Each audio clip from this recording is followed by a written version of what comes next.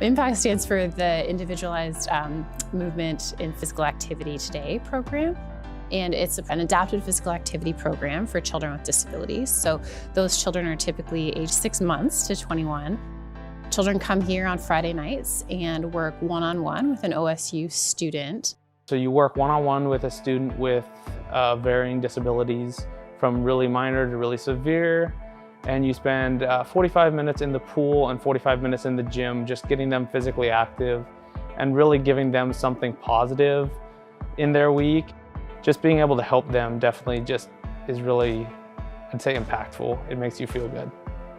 Working with this program, it's a really great opportunity for volunteers to just hone in on their communication skills, on individualizing programs, on working directly with children and their families. It's an opportunity also for the participants to learn from students who are sort of at the cutting edge of doing their degree programs in adaptive physical education. So they're up to date on the science, on new methods, on new technologies, and really new pedagogical approaches.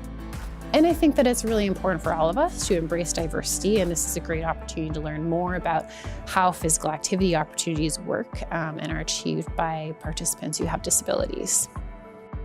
I think where it's grown the most and where we have the most growth potential in future years is Impact for Life, our young adult program for adults between 21 and 35 years old.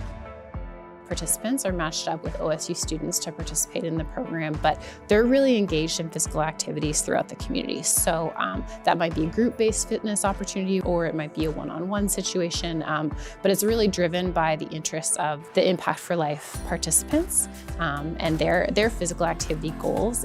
We're continuously trying out new pedagogical methods. We're continuously conducting research and just learning more every day.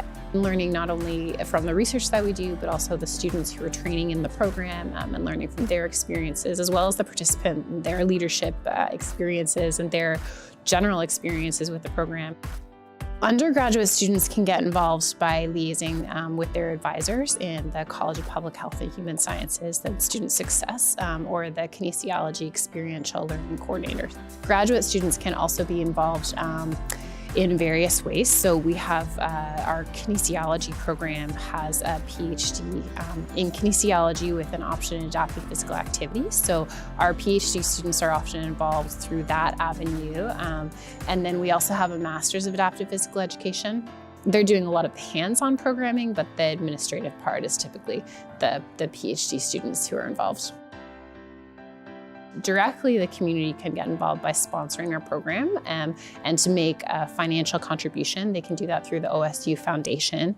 But more holistically, the community can really get involved by adopting holistic approaches to accessibility.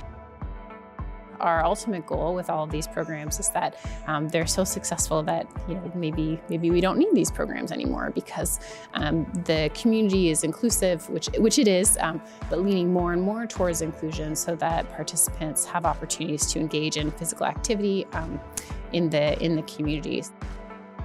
If you can tailor stuff to individuals, you can do the entire population without much issue. And everyone deserves that fair and equal education. There are so many participants where over time we just see their growth and development and their leadership. And I think that those are some of my favorite moments to see, in some cases, like participants taking leadership responsibilities in their group physical activities and demonstrating and teaching new participants who are onboarding into the program how it works, or sharing information that they've learned over time. And I think that is, the community that we ultimately want to embrace.